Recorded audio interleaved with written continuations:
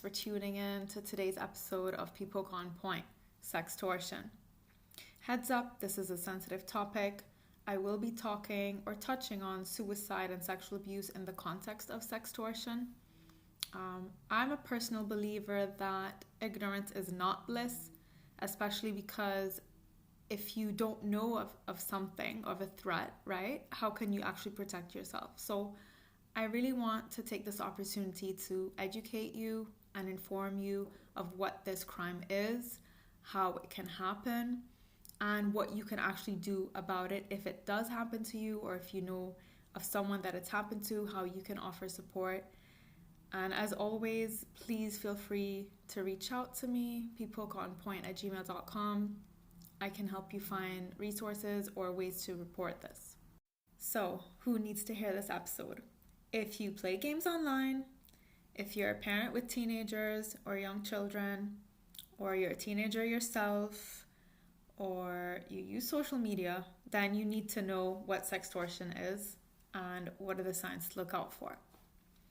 Just to let you know, the FBI and HSI put out a public safety alert late 2022 because of the sad reality that a lot of teenagers were committing suicide.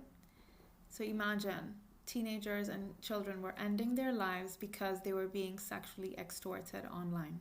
If you're interested in reading about this a little more, I will leave the link in the description for you. So, what's sextortion? Well, it is what it sounds like. It means sexual extortion. So it's the act of blackmailing or extorting or threatening someone and asking for or demanding indecent or inappropriate or private photos or videos. And they do this for financial gain or to get more material in their possession. And if it's a child, so here I'm using the international definition of a child, which is under 18 years old, then it's regarded as child sexual exploitation material or child sexual abuse material, okay, which is sometimes wrongly referred to as child pornography. But we shouldn't use that term because it implies consent rather than the actual documentation of a crime.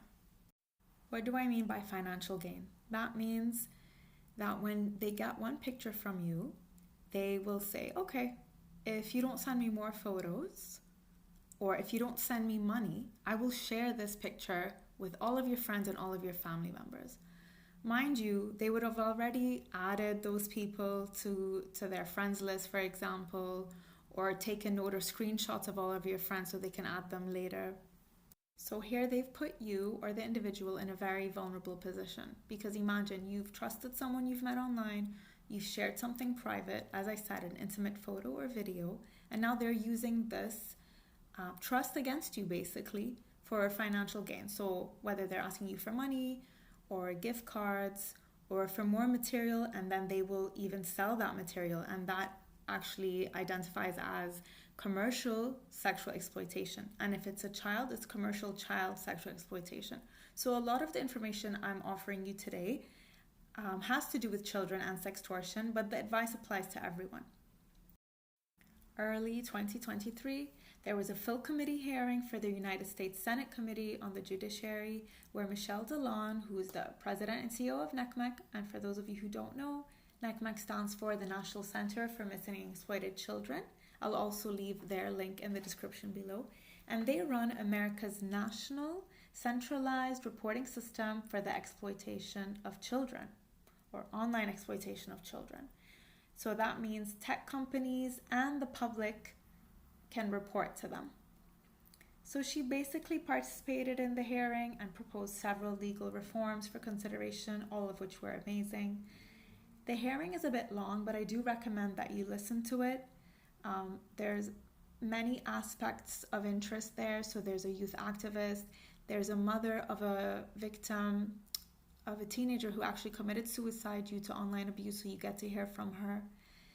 There are also other senators who speak there, and one of the senators who caught my attention, it's around 2 hours and 41 minutes. His name is Richard Blumenthal. I don't know him, I'm not really into American politics, but he really caught my attention because I found him super compassionate, the way he addresses the whole issue. He addresses the victim's mother, He addresses the youth activists there, and he said he's been doing this for a long time, and it was really nice to see someone of his stature still so in touch with his emotions and compassionate. And he said he's been doing this since big tech was little tech.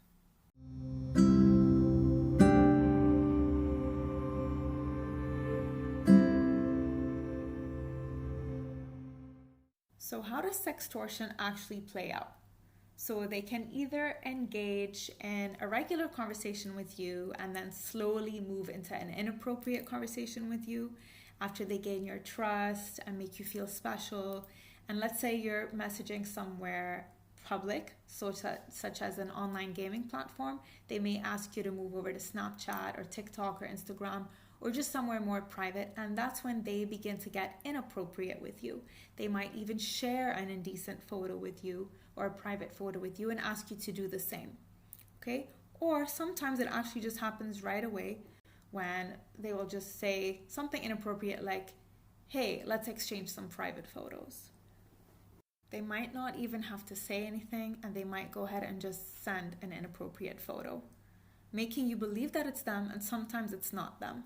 So, like I said before, a lot of the teen suicides that happened this year and last year in the US, they actually targeted males, like teenage males, and they thought they were speaking to a female.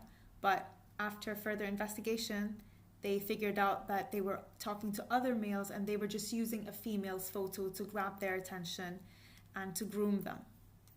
As soon as they get one private photo of you, they are now in a position of power against you, and you're the vulnerable one who has, accidentally trusted the wrong person, and now they're threatening you. Either you send them more money, or you send them a gift card, or you send them more photos, and they tell you, look, I've already added your family, or you've told them who your family members are, or who your friends are at school, or what school you go to. So they've already added everyone in the school, and they're showing you that they've added all your friends or family or your community, etc. And they're telling you, look, if you don't send me my money or what I want, give me what I want, I will share this photo of you. So that puts the victim in a very embarrassed state. And unfortunately, a lot of victims do respond to threats. So I'm here to tell you, stop. Don't respond to any threats. Block them. Report them on the platform. Report them to the police. Save as much evidence as you can, meaning save the conversations, save any email addresses, any phone numbers they may have given you. Think of it this way. The more information you can give the police, the better job they can do to track down who this person is and help. And you will actually be responsible for helping them stop victimizing other people. So you actually have a heroic part to play in this, even though you were a victim yourself. If you check my previous episode 2, How to Stay Safe Online, I also do tell you that everyone is your audience on the internet. So even if you think you're messaging in private, a lot of the time that's not the case, unfortunately. And like I said, this episode was really heavy, but I don't believe that ignorance is bliss. I do believe that in order to protect yourself, you need to know what is going on and the reality of the situation. I do have some good news to share after this heavy episode. Some of the suspects from Nigeria who were sextorting a young male boy in the US who unfortunately committed suicide are now being extradited for the crimes that they have committed. I do suggest that you read this article because you can actually see some of the conversations that they were having, and you will be able to see how quickly this can escalate. Thank you so much for listening. I really appreciate your support. Please feel free to send me a voice note through Spotify or send me an email. It's peopleconpoint@gmail.com, and I would be honored to help you if you need any resources or advice, or you want to know how you can report this in your country. Thank you so much.